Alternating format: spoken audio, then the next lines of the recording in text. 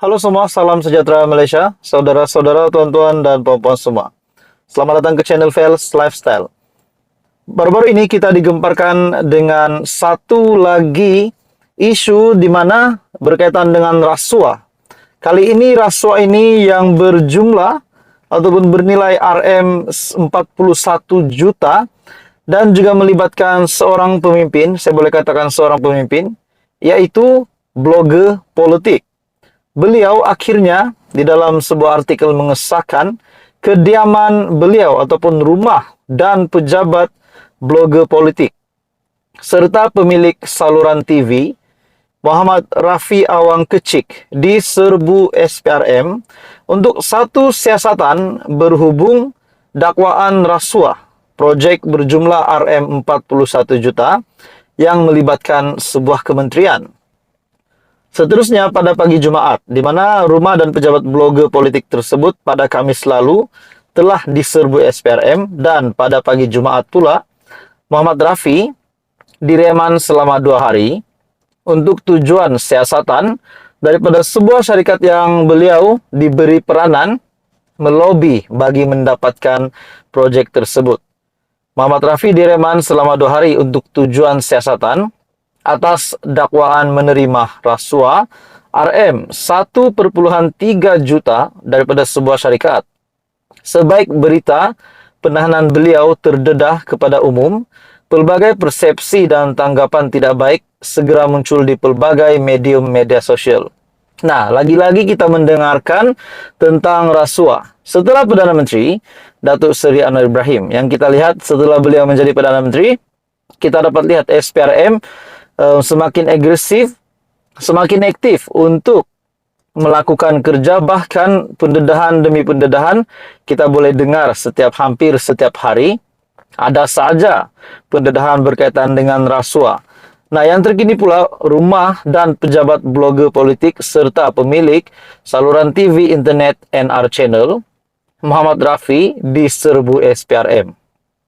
Dalam artikel ini persepsi yang berlegar dan dimainkan ialah beliau sekarang ini seolah-olah sudah kaya hasil duit rasuah. Walhal peranannya hanyalah melobi dan sama sekali tidak memiliki sebarang kuasa mempengaruhi atau meluluskan proyek.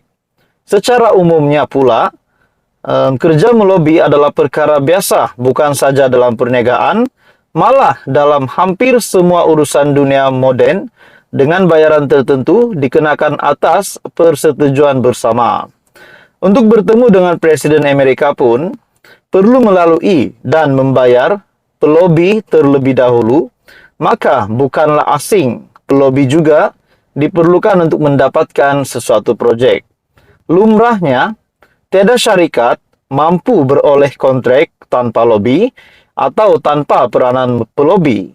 Jadi, di mana Muhammad Rafi boleh dianggap bersalah dalam hal ini kerana peranannya sebagai pelobi adalah secara persetujuan bersama. Pada Ahad lalu juga beliau sekali lagi hadir ke pejabat SPRM untuk menyelesaikan perkara lain berkaitan siasatan. Nah, di dalam artikel ini yang diterbitkan di dalam dari syabudin.com, kalau tidak ditahan SPRM, saya tiada peluang bersihkan diri. Jadi saudara-saudara, bagi saya ini satu lagi tangkapan ataupun satu lagi pendedahan dari SPRM yang amat mengejutkan, di mana sebelum ini rumah dan pejabat blogger politik serta pemilik saluran TV Muhammad Rafi diserbu SPRM. Ini berkaitan dengan dakwaan rasuah projek berjumlah RM41 juta yang melibatkan sebuah kementerian. Bagi saya ini pasti mengejutkan ramai pemimpin-pemimpin politik di Malaysia juga, disebabkan kalau terlibat dengan rasuah sudah pasti akan dikenakan tindakan undang-undang. Jadi apa komen Anda tuan-tuan dan puan-puan? Teruskan bersama di dalam channel ini untuk info yang seterusnya. Jangan lupa tekan butang like, share, dan subscribe. Hai hello, salam sejahtera Malaysia. Selamat datang ke channel Fels Lifestyle. Saudara-saudara, tuan-tuan dan puan-puan semua, sebelum ini kita mendengar bahwa salah satu menteri di dalam kabinet kerajaan perpaduan yang yaitu juga adalah seorang ahli parlimen yang terlibat dengan siasatan SPRM berkenaan dengan rasuah yang menghampiri Rm 100 juta, yaitu Menteri dari KSM ataupun Kementerian Sumber Manusia. Hari ini pula terdapat cakap-cakap yang menunjukkan kononnya sebuah lagi kementerian yang kononnya terlibat dengan siasatan SPRM. Nah, pada akhirnya Menteri dari Kabinet Kerajaan Perpaduan sendiri, salah satu menteri ini membuat pengakuan, yaitu Menteri Komunikasi dan Digital, yaitu Fahmi Fadzil, akhirnya membuat pendedahan bahwa SPRM boleh pantau pegawai saya untuk elak penyelewengan. Nah, persoalannya, adakah pegawai-pegawai di dalam Menteri Komunikasi dan Digital terlibat dengan siasatan SPRM, dan kenapa pula kalau benar ada siasatan dilakukan, mesti ada sebab kenapa siasatan itu dilakukan. Nah, di dalam artikel ini, Menteri Komunikasi dan Digital, Fahmi Fadzil, meminta SPRM untuk membuat semakan dan pemantauan berterusan ke atas semua pegawai di pejabat beliau dalam usaha mengelak berlaku sebarang penyelewengan.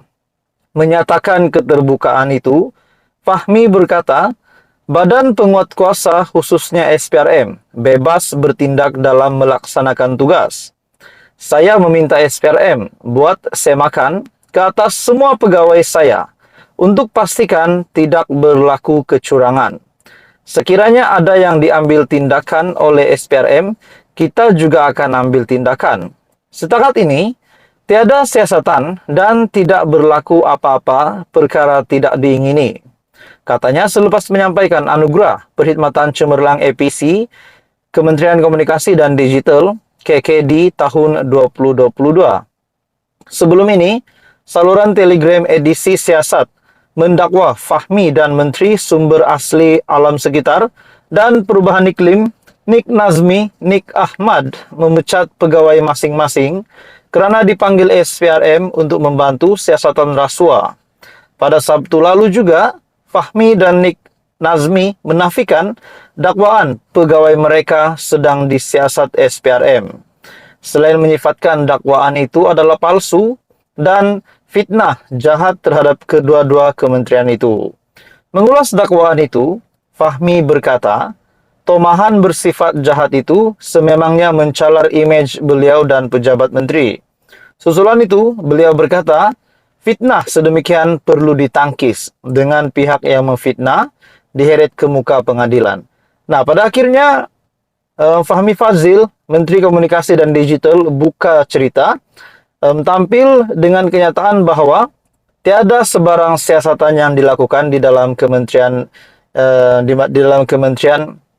di mana beliau menjadi menteri, dan juga berkaitan dengan saluran Telegram edisi siasat yang mendakwa Fahmi dan satu lagi menteri, yaitu Menteri Sumber Asli Alam Sekitar dan Perubahan Iklim Nik Nazmi, Nik Ahmad memecat pegawai masing-masing kerana dipanggil SPRM untuk membantu siasatan rasuah. Itu adalah menurut Fahmi sendiri adalah dakwaan palsu dan ingin mencalarkan imej mereka sebagai menteri di dalam kabinet kerajaan. Nah, saudara-saudara, akhirnya Fahmi Fadzil membuka cerita bahwa itu adalah palsu. Jadi saudara-saudara, apa komen Anda?